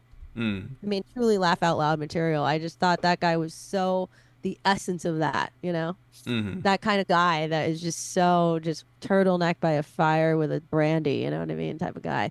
Might have had a fondue that earlier that night, and it just kind of that 70s let me make love type of guy. But the way they say, oh yeah, also it's funny because I didn't used to think that the expression make love was that bad, but it really is bad. When people are like, I want to make love tonight, it's just so, it does not work. Yeah, really I mean, is. I don't think people are earnestly saying that, Like, I feel like that's kind of... Oh, no, people earnestly say that. Nowadays. But now, I don't know about now. Like, I think isn't that more of like a 60s kind of expression? I guess I didn't see it that way before, because I think that I thought that was the way you would refer to something that was a special sacred bond between two people. But no, it is a really, truly just cringeworthily 70s or 60s expression that I feel will no longer be able to be taken seriously by myself or maybe many others. Oh, yeah, no. It's a silly way to call fucking. It is. Yes, exactly. But I guess I have to admit that I thought it was an okay term to use. And then when I look back at these 70s moments, I think, oh, yeah, no, that was not okay. I want to make love tonight, honey. Let me just get out of my robe. And then after that, I'd really love to talk about the option to adopt. Okay, I want to talk about like another. I'm totally perplexed by this choice, and I feel we must talk about it. So, and I think you were kind of hinting at this too. The film, it like so earnestly is the 1960s in the film, but then there's like these moments where they have all a of a sudden car they or have a cell phone. So it's like postmodern. Yeah, like I just Yeah. but it was so weird because it like wasn't ever enough to where it was like, oh, this is clearly 2016, or oh, this is clearly 1960. Well, I think that was the idea. She didn't want it to be clear. I think the idea was just, I think that maybe, now this is something I talked to my brother about, and when I was reading other reviews about it, there's two things. One is that she was trying to highlight how a lot of these gender role themes are still present even in like contemporary times. Even though it seems like they're kind of these archaic ideas, they still have carried on into our contemporary time. And so there's kind of this blurring of, well, what is from the past and what is still with us? Maybe. But actually, my brother, and I kind of think this too, that maybe it was just, they just didn't have the budget to actually go full on with the cars and stuff, because really the only things that are bringing us back into present day are, one, there's a cell phone in one moment, in one scene, Right. and then in another couple scenes there were cars that were from contemporary times.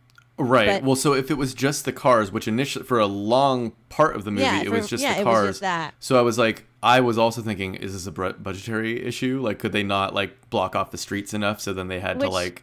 Yeah. But and if that's the case, that's a little like. If that's probably the case, should they have cut could those have just shots. shot, You know. exactly. They could have just cut those shots, and I thought Or that found too, a way but then around maybe- it. But then the cell phone thing is too blatant. Like, it's too Right. obviously, like, it didn't even need to be Maybe a they cell just phone. thought, you know? oh, maybe we should make it blatant to make it look like the whole thing was intentional. But see, Could then be. it's like I think it's it was not a- enough yeah. to be feeling intentional to me.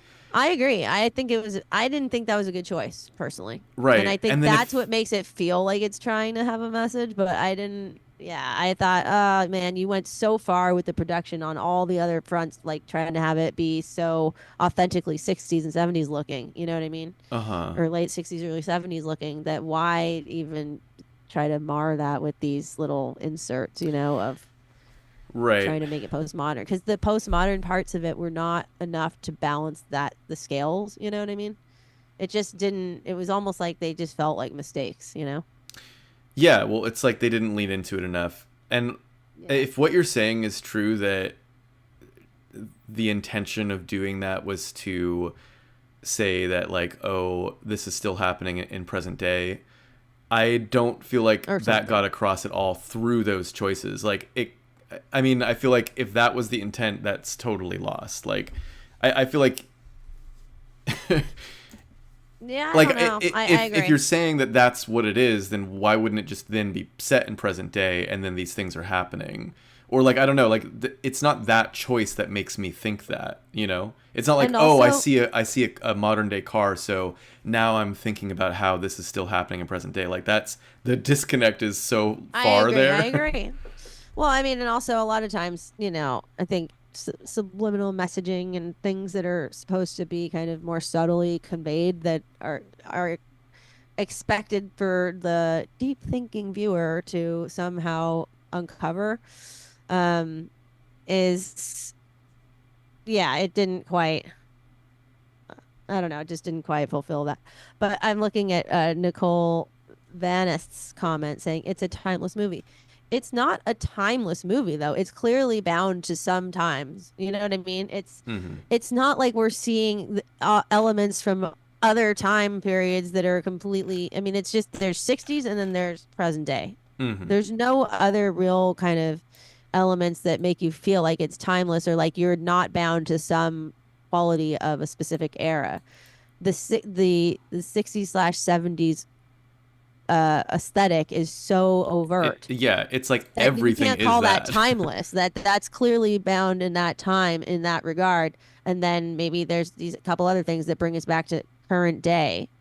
But so I think that doesn't express timelessness to me. It expresses, okay, there's that time and then there's this time being combined, and that's Right. what it is. You know what I mean? It's not timeless in the sense where, like, you know how you can wear a timeless dress that could be something that could truly be from any time. You can't tell what time period. It doesn't reflect any one specific time period. For example, like a white, just, I don't know, linen dress, a very simple dress, something like that, that could truly have been from any age. That's, to me, that's timeless. You know what I mean? When you actually can't put it into any one category. But this movie has very specific, obvious, references in it to, Like two that categories era. and mostly Yeah. one category. And mostly one, which is two very, brief, kind of moments of what's the point of that, Right. Or almost, that it felt just kind of, it was maybe just like a haphazard, sort of harebrained idea that maybe got thrown in, or I don't know. It Weird- didn't feel developed in Yeah. that regard. Weird Artifact said, I read that it's set in modern day. And again, if it in a similar kind of way, like if that is the case, they didn't make that clear in the movie. Like, it doesn't feel like it's modern day, because then it's like, why is everyone dressed like they're in the 1960s? Why does everyone act like they're in the 1960s? Why And why do are the some of cars these that they cars from the drive? They're Some of from the cars that they 1960. drive are from 1960s. Yeah. Yeah. And then like, some of the phones are from 1960s, but then all of a sudden someone has a cell phone. Like everything about was it is just- 1960s, and then all of a sudden it's like not 1960s in like these weird random These two very moments. brief moments. Yeah. And Well, it's there's a couple times with cars though. Like you can see them in the background of when they're in that plaza. Like there's just like modern car. It totally threw me. I was like, what?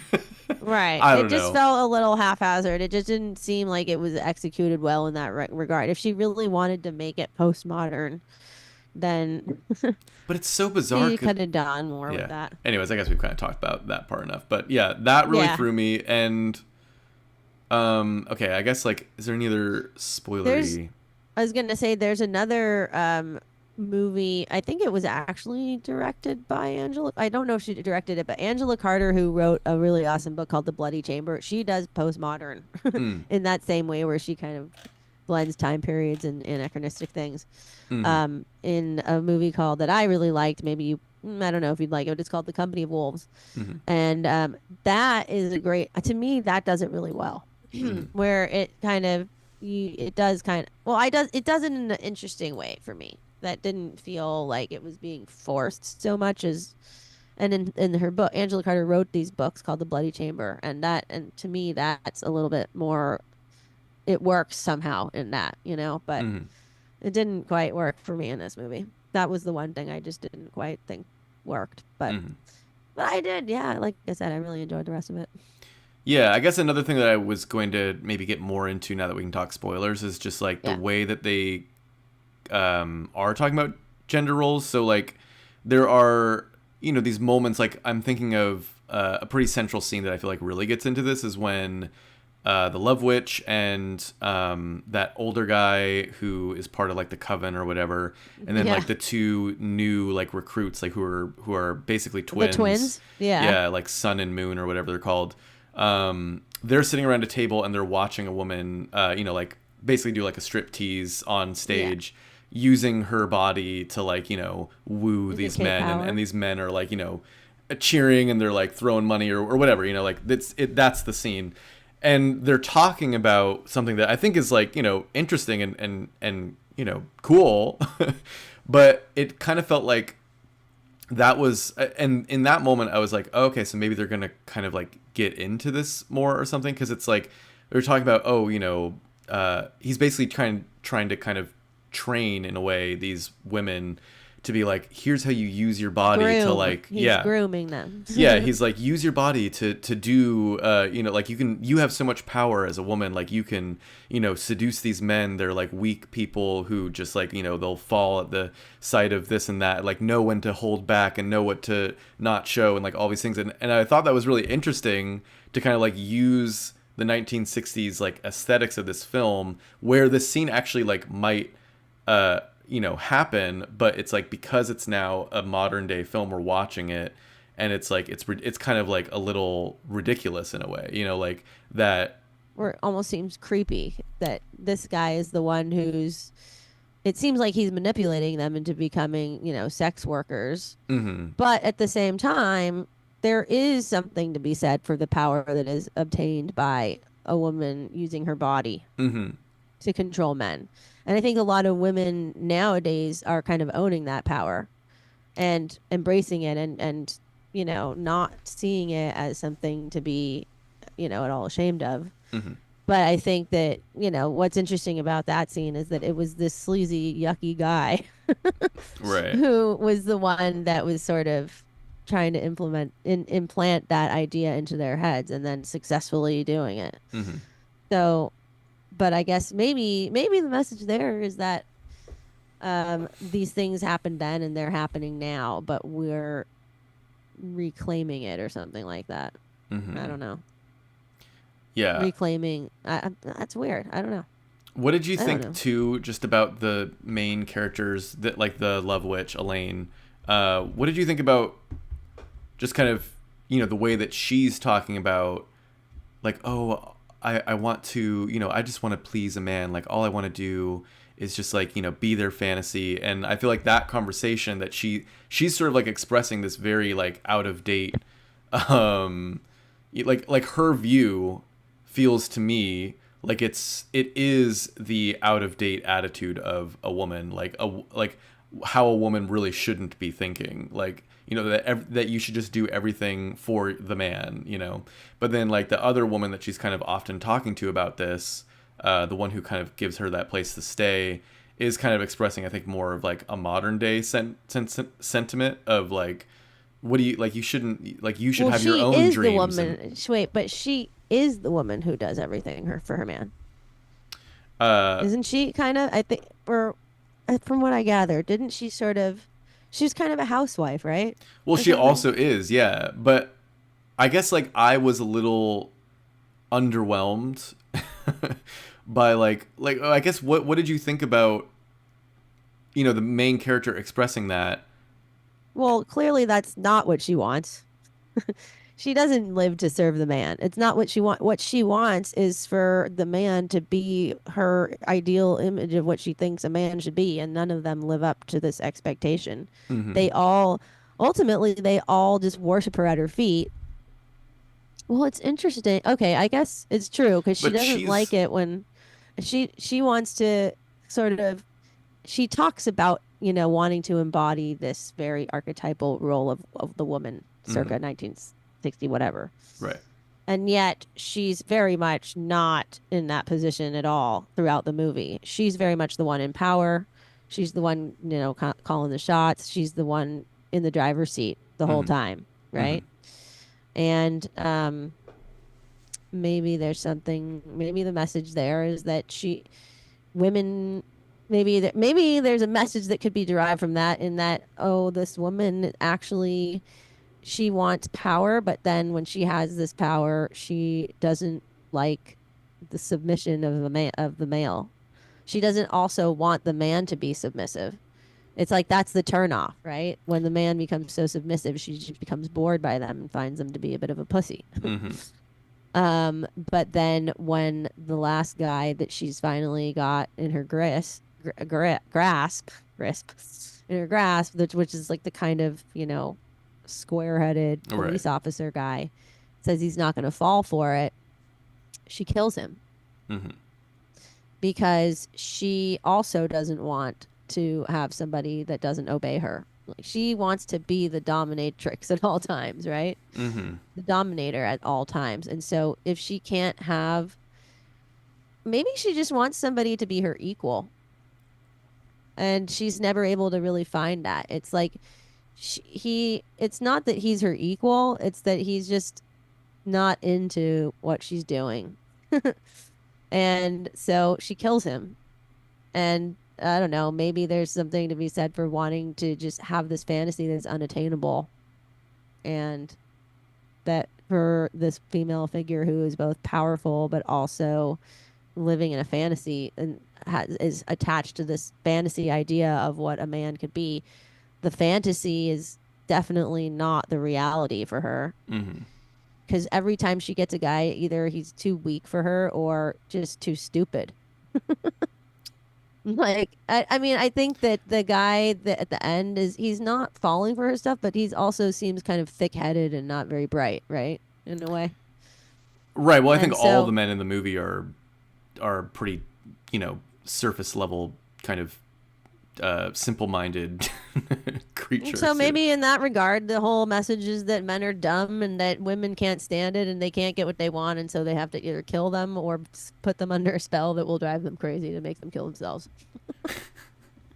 I don't know. I mean, yeah, there's like there's not there's not a middle ground in this movie right.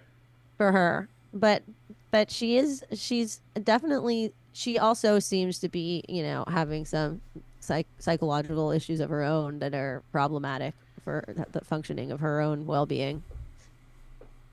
Mm-hmm. I don't know. I'm not very good at literary analysis, really, as good as I could be, as good as other people could be, but I think that there's a lot of messages that I think could be derived from her relating to men and how they play out in a movie. Yeah. I don't know. I guess I was just feeling like it felt a little muddy, like what we're supposed to kind of like take from what she's saying and doing. And, you know, it just kind of felt like, I mean, yeah, I don't know. It's kind of just goes back to like my overall feeling of the film, just kind of feeling like it is trying to like have these deeper discussions or like talk about that, but then it's like not really giving you much in the way of it. Like there was like a couple, you know, moments in the film where it felt like they are getting into it more, like that scene where they're like discussing the power of a woman, but then it felt like other times it just kind of felt like it was all just for fun and games, and I was just like, I don't really like the fun and games wasn't really that fun to me. So like I was kind of bored by that. So then I was just kind of like looking for more of like, okay, is this going to kind of be like a clever way to talk about gender roles in the 1960s? But then I feel like it kind of was, but then it wasn't really. I didn't really gain a lot from it, you know? Yeah. Well, I thought it was fun, but I also think it was not realistic in the sense that if there was a message to be derived in terms of how maybe, I mean, it probably is more about how women feel, but like the fact that every guy in this movie was just in one way or another a doofus. Mm-hmm. Wasn't really fair for conveying a message about how, you know, the relationships between men and women are, you know, because I think there are certainly really cool guys out there that don't fit under those categories that, you know, and maybe it was also just about how if you cast love spells, you're going to get some fucking weirdos out there. I don't know. Well, she's kind of specifically casting them on the guys, though. I mean, like No, she. I know, but the fact is that she doesn't really know about these guys. No, she's not just casting them on the guys. She's got these ideas that she's going to cast a love spell. So she does a spell that will somehow draw this ideal guy to her, and then the first guy that gets drawn to her was that doofusy, you know, like hippie guy. And that was not a good look. You know, nobody in their right mind would want to be with that guy. Well, maybe Well, somebody would, but she's, I mean, interested in some way, but I think she's interested to like be his, you know, be the thing that he lusts for. You know, like she's kind of she likes being the object of desire. right. But at the same time, okay, I guess the guy could be seen in a really cheesy 60s way as like as a hot like hippie guy, but clearly just so hideous, you know, in so many other ways. I didn't think he was that hideous. No, just his personality, his- just yeah. the things that he did. I just could never be down for that kind of guy personally. And he certainly was no match for her intellectually. I mean, he was just so yeah, and also thought that guy was an excellent actor, by the way. Just the way that he conveyed being just totally tripping out, like, and all going through these funny, just extreme emotions. I thought he did that really well, and I thought it was really funny. But also could see, yeah, just that was a big turn off, you know? And so she attracted this guy that fell in love with her by doing this magic, but he turned out to be just totally wrong for her, you know? So that didn't work. And then the next guy also was not quite what it's like he kind of seemed to fit on a very surface level, the thing that she was looking for, but then he wasn't able to also fulfill her in other ways. So that didn't work either. So maybe she just, I don't know. Let me read a couple comments here. There's one from Nicole Van Ness. She says, she's manipulating everyone is what I got the movie was trying to say. The borderline personality disorder statement at the end. She has to cope a lot to keep her mental structure alive. I mean, yeah, like I think she is manipulating the men, obviously. But I guess I'm just like, I don't know. Like what's going on with the end? Like she kills him, but then, and then it's like she's got she still this- has this fantasy of like that she would be with him or whatever. Like I didn't really get what that was ultimately like going for. I just feel Well, I like I just was a thought- little disengaged. I thought that part was awesome. That was like my favorite part because Really? it just had a kind of cool, surreal, you know, dreamlike, and you know, element to it. That was, well, let's see, what could it have been? What was it about? I think it was about she killed him, and now she can actually live. By killing him, she's able to render this fantasy because she's not allowing the progression of an even more just unsatisfying relationship with him, but instead ending his life at a point where she can still fantasize what their life would have been like had he survived, maybe. And so she's kind of enabled to sort of preserve this fantasy in her head about what the two of them could have had. but yeah, before he had a chance to fully ruin it for her. You know what I mean? Right. And so because he didn't fall for her, you know? Mm-hmm. And so that in a way, maybe there's something to be said about her desire for the chase and for her desire to kind of find somebody that would reject her so that she could hold on to the fantasy. And maybe that's kind of one of the messages is that there's this desire to have perfection and that women have this kind of unrealistic fantasy of what love should be and that the reality is never as satisfying as the fantasy. And so if we, Mm-hmm. are able to engage with somebody just enough to still kind of maintain a certain level of mystique before they have time to ruin it, Mm-hmm. then we can still hold on to that fantasy.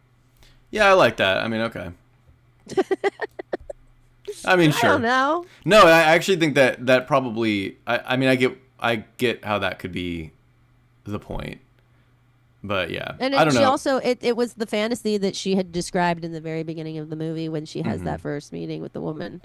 Well, she's I think we're also all just girls that want to be carried away by a prince on a white horse. right, And that's and she's exactly also what happened to painting. them. She's also painting like basically the image that she then fulfills in Right, that the final whole- the moment heart. with the woman stabbing the man in the white. Like it's very identical to even like how they look. She kind of fulfills She that does painting. self-fulfilling prophecies, I guess, or whatever. Right, right. And Um, I don't even know if I would. I mean, I don't know if I would personally kind of categorize this as a pro like feminist movie necessarily. I think it's more of just kind of a perspective on, maybe some kind of female psychosis that happens, mm-hmm. And maybe it's not just female, but maybe I think that people have that when it comes to love is there's this fantasy and I've experienced it, just in most of my dreams and my fantasies in my head are usually a lot better than the reality of things. Right. And I think that there are fantasies that I have in my head of things that have never come to be where there's the potential or possibility that they could. And so maybe if those things did happen, they probably wouldn't be as good as the thing that I have in my head, which is a sad outlook on life. But I think it is something that people deal with a lot, Mm-hmm. Mm-hmm. whether they admit it to themselves or not. Right. Well. Oh, actually, one more thing I was gonna say. Oh, Weird Artifact. Sorry, I didn't mean to Yeah, cut yeah. you Go off. ahead. I was going to say Weird Artifact said something cool too, which is that the idea of wanting to be a princess and also liberated, I guess, is sort of an interesting dichotomy. Totally. Because a princess is absolutely not liberated. She's very much chained to her role as a princess and also as like sort of the subservient one to the prince or the king or whatever. But anyway, carry on Mm-hmm. in terms of Well, actually, there's a couple more quick things. I mean, I think the music was kind of fun, like, and it was cool that she composed the music, the director. It seemed like Oh, she had a yeah. hand in a lot of a lot of things. I think I also saw that she had something to do with the costumes too. Yes. I think she actually did a lot of just all of the art direction and stuff like that. And she really was very meticulous about getting all these details right. But yeah, she wrote the music that you kind of hear. Like there's a few performances in the film, and it seems like she wrote those songs along with a couple others that you're hearing, and a couple of them even repeat as well.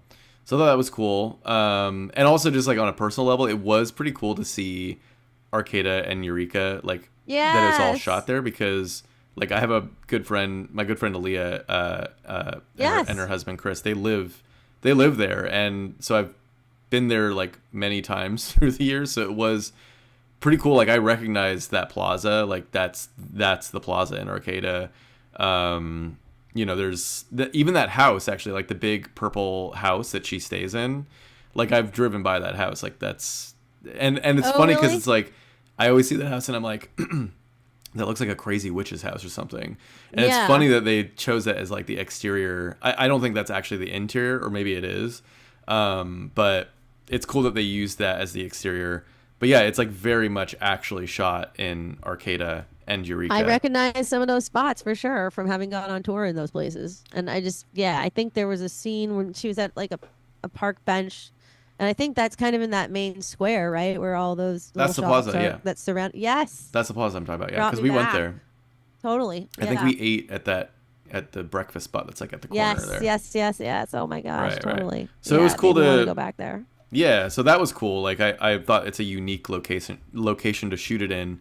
Also because I think, a small town like that, it's probably easier to like work from that to do a 1960s style something. Oh, cost wise. You mean just because Just because the look of the town stuff. like Yeah. is kind of, there's nothing that looks super modern. Like Yeah, less modern stuff to like have to erase essentially. Yeah. So, thought that was cool. Like, I don't know. I was entertained, but this seems like a movie that I'll probably never think about again. Oh, okay. All right. Fair enough. But, yeah. I enjoyed it.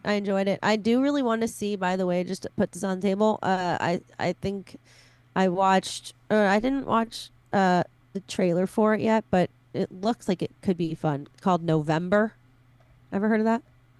November. Another folk horror movie. I want to say it came out in 2017, but that is definitely something I am interested in watching. I might watch it soon, Interesting. but maybe we could cover it on an episode. I don't know. Maybe- Yeah. Oh, I mean, and just to make an announcement to people who may or may not know who he is, but Chalky's going to be our guest on the next episode. Oh, cool. Awesome bass player, musician, just all around cool dude. mhm. So we haven't decided what movie we're going to watch with him, but maybe it could be that movie November. I don't know. Sure, yeah. Yeah, and, definitely we will always announce films that we're going to watch on Instagram, so that's like the place to kind of keep up with that. If we figure it out ahead of time, we'll tell you on the previous episode, but, that doesn't often happen. But yeah, wait, was there any last things you want to say about the movie before I kind of wrap things up here? Or anyone else? Anything else? I think that if you enjoy funny, fun, period piece style, but well executed, especially 60s, 70s kind of genre, aesthetic, and are into anything occult related, check it out because it's fun. Mm-hmm. I think it's a fun movie. I really do. I was entertained the whole time. And deep, whatever, like symbolism or meaning aside, I didn't care about that, and I just wanted to watch the movie. It was just fun. There you go. Yeah, cool. So that's going to do it for us. We are, again, just to remind you, we are live every other Sunday at 7 p.m. Pacific Standard Time. Our next episode will be November 10th, 7 p.m. Pacific Standard Time. We're going to have Chalky as our guest. He's been on a couple times, so we are welcoming him back to the stage. And we'll let you know what movie we're going to do on Instagram, so follow us there. Also, personal plug, I also stream on Twitch. So if you want to more regularly keep up with me, I stream on Twitch as Totally Dommy, Dommy. Oh, So, hang out with me there if you so wish. I've been playing a lot of like horror games. I've been playing Silent you should Hill call 2. it Totally Dom Me. I mean, you could what just I mean? imagine that's what it is, if you so wish. But yeah, it is Dommy, No, but like, are you a Dom or a sub? Me Oh wait, personally, am I thinking or a top or a bottom? look, I'm a bit more of in the verse style because I feel like that's just really what most gay men are. But they don't. Oh, okay. Look, I do it all. We do it all here, But yeah, so follow me there if you want. I play games. I talk. It's nonsense and such and so forth. But also this show, outside being live, also goes to podcast services. So if you prefer to listen, you can listen on any of your podcast, I don't know, services, I suppose. So that's going to do it for us. Weird Artifact says, Dom's a very good Twitch streamer. Thank you so much. I try to be entertaining, It's I've been playing Silent Hill 2, which is like very scary, by the way. It's like my favorite horror game. And that's just scary. It's spooky. I'll tell you what. So anyways, that's going to do it for us. And yeah, we'll see you again. Wait, one last butt plug. I mean plug. Yeah, sorry. yeah. Butt plug. Yeah. Don't forget, people. Foxtails Brigade album release show on January 31st in San Francisco. If you're in town, you should please come. This is going to be one to come to. At the Independent, and we're co-headlining with Whisker Man and joined by special guests Swiss. And it's going to be a party. We're going to go alls out. And we can't wait to show you some things we've been working on. So do come. Tickets are on sale now. Go to the Independent. I don't know if it's independent.com or whatever, but just go there. It's in San Francisco. Go to the website. Get your tickets now. And do not miss that. Yeah, can't wait for that one. That one's going to be very special. So, yeah, if you're in San And Francisco. by the way, I'll just say this now. We do need a bass player. So if you know anybody who is on par with what we do, please let me know because, yeah, we need that. Really? Are a couple other previous ones aren't available? Start saying that more. Maybe not. Bummer. I mean, truth be told, we're really just looking for a new bass player that would be down to clown, you know what I mean? And just kind of stick with us for the long haul. Right, Because there could be a lot more things on the horizon. So I would really love to. I think I'm going to just kind of start putting the word out. Just F it style. And that's going to do it for us for Totally Tell Me. So we'll see you again in a couple weeks. Thanks again, Laura, for being here. And yeah, that's it. Bye-bye. Thank you, Dominic, for being a witch. Oh, thank you so much. Yeah. Oh, wait, actually, that there's about one you. final reveal. I love that for you. One final reveal. Oh, I thought... Wait, but can you do a cleavage thing? What do you mean, can I do a cleavage thing? Do this. Oh.